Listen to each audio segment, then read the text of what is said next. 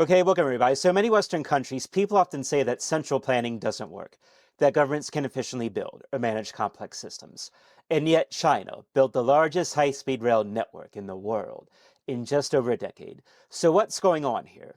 So, before I talked about how normal it felt riding China's high speed rail network, but after so many rides, I stopped noticing the speed and started noticing everything else, like how passengers move through the stations without any real difficulty, even during peak travel times, and how the stations themselves run so smoothly at this massive scale, handling huge volumes of people without being overwhelmed.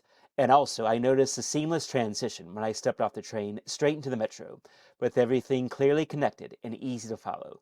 And also, I noticed the staff, the precise timing, and how little chaos there is despite how complex everything is. So the wonder eventually wore off, and it was replaced with one big question: how did any of this get coordinated? I stopped being impressed by the ride itself and started asking how this got built and who decided to build it. So, in Western economic thinking, the dominant framework is clear. Markets allocate resources efficiently through price signals and competition.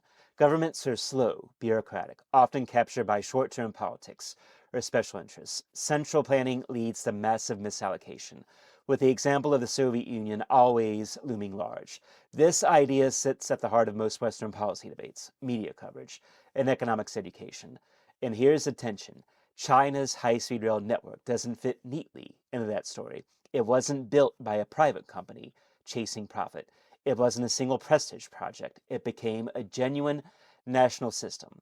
It was built faster and at greater scale than anything comparable in market driven economies. But other countries have built successful high speed rail without heavy central planning. Japan's Shinkansen, for example, started under a state owned railway but evolved into a profitable privatized system with strong market discipline. France's high speed rail also shows what coordinated but more market oriented approaches can achieve. The real question is when and why this approach worked in China at this extraordinary scale and speed, and what types of problems markets structurally struggle with, like large scale infrastructure that takes decades to pay off and creates value across the entire system, not just in one place.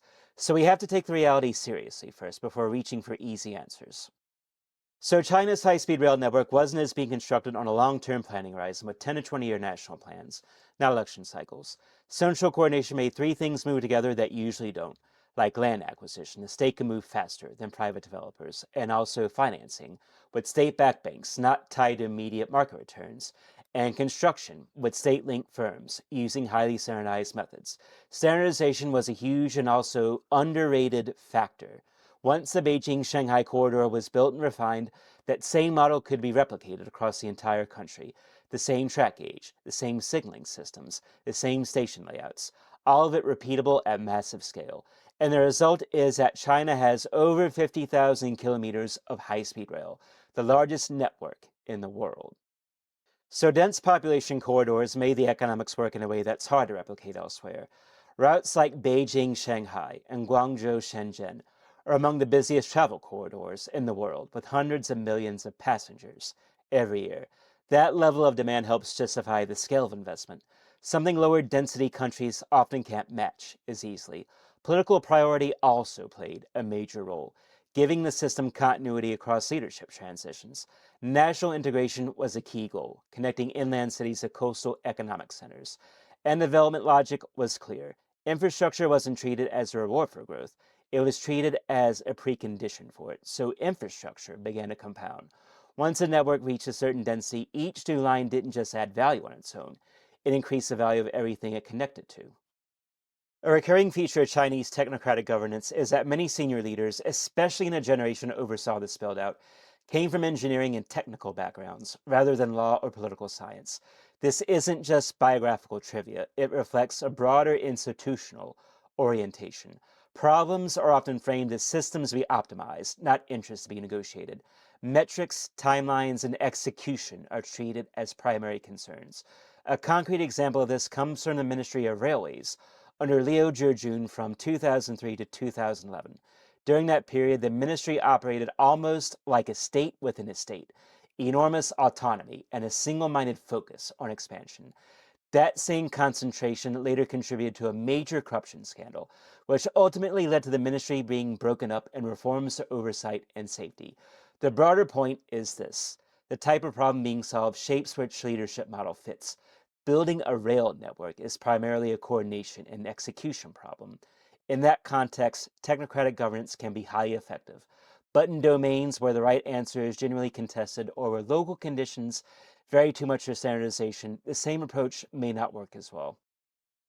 But the debt question is real and shouldn't be minimized. China's State Railway Group carries enormous liabilities, recently reported around 6 trillion yuan, which is around 855 billion US dollars, with a debt to asset ratio still above 60%.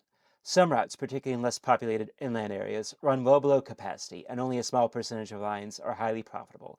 And there is a misallocation risk. Central planning concentrates decision making, which means errors are also concentrated. One bad call affects the whole system. And also, there is limited public input. Communities displaced by construction had little formal recourse. Route decisions were made at a national level with minimal local consultation. This is a real cost, not just a procedural footnote. But in China, high speed rail was never treated as a business that needed to turn a profit on its own. It was treated as a public utility, like water, electricity, or highways. Most Western countries don't expect their highway system to generate direct revenue. They judge it by what it enables. The inland development logic deserves specific attention. Many inland routes were built to corridors that weren't yet economically active.